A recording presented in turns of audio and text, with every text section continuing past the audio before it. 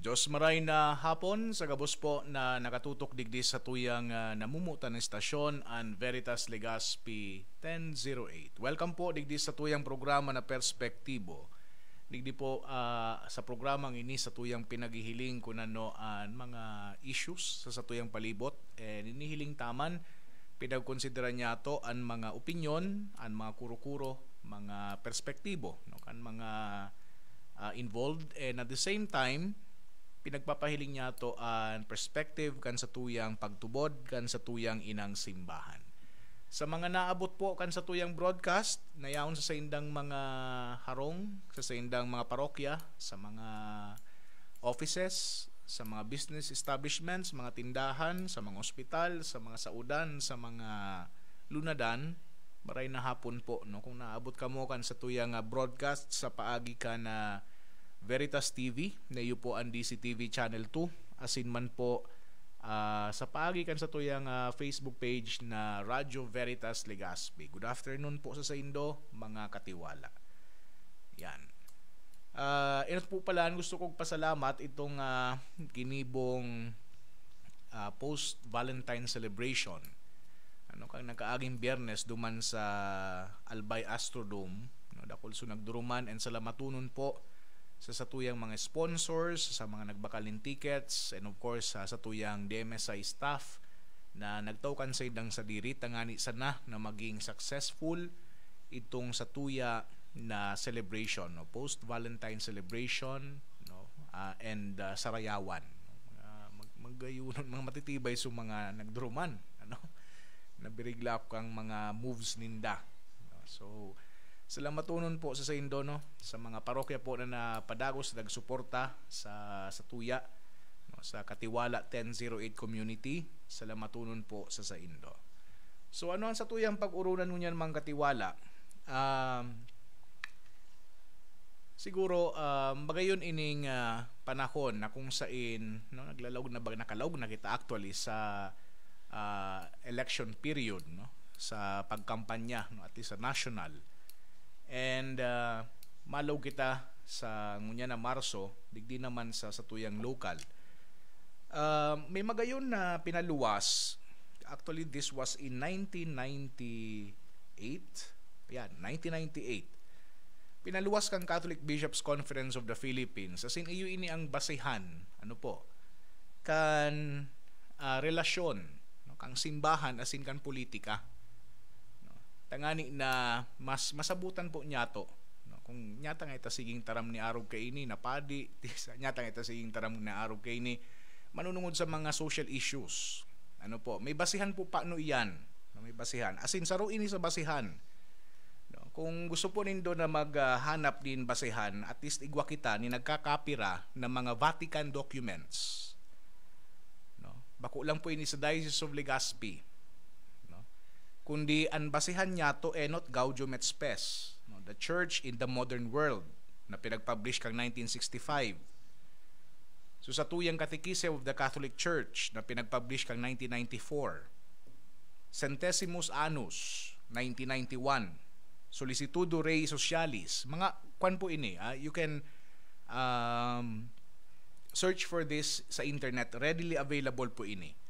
No, kaya kung naghapot kita nyata ta nagbuboses ang simbahan sa mga different issues, nagariba nakikiaram sa politics, no? So yan ang sa tuyang tutukaran ngunya na hapon, no?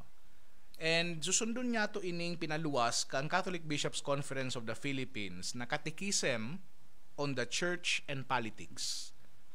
Tangani na malinawan kita kung nyata taarog kay ni an pananaw kan sa tuyang inang simbahan sa tuyang sosyedad, no? So ini magayon digdi ta kwan ini, what do you call this, question and answer, ano po. Kung gusto po nindo na i-search, no, readily available ini sa internet, i-type sa nindo CBCP Catechism on the Church and Politics, no? Tangani na magsabay kita po digdi sa tuyang discussion. Pero may may gari sinabi digdi sa preface. Sabi kan dokumento na ini, this is a catechism on the church and politics. as a catechism, it does not aim to give a comprehensive explanation of church doctrines on politics. It simply aims to provide in an easy question and answer format some of the more important church teachings relevant to our political situation today, but sabihon digdi po sa Pilipinas, no? Itong mga na-mention kong mga documents, of course, it deals with nations, mga iba pang forms of government, no? So ining katekismo na pinag-provide kang CBCP, no, ining Catholic Bishops' Conference of the Philippines, tailored sa satuyang sitwasyon digdi sa Pilipinas. Yan. So punan niya itong mga katiwala. What is politics? Politics in the widest sense is the dynamic organization of society for the common good.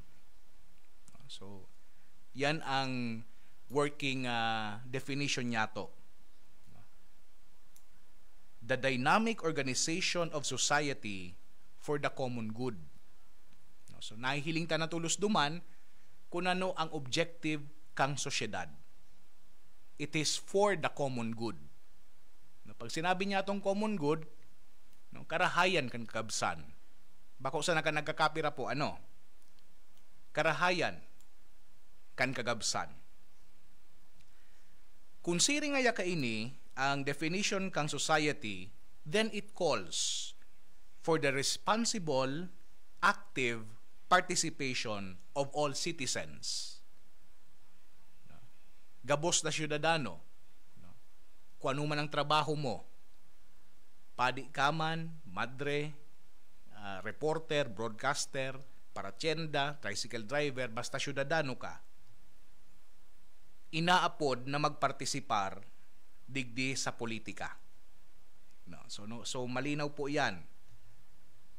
Politics may be described as the art of government and public service. Pinagdi-describe kang Second Vatican Council, no? As in magayunon ining description in the sabi kang Second Vatican Council, politics is a difficult and noble art, no? And its aim is to realize the purpose of the state.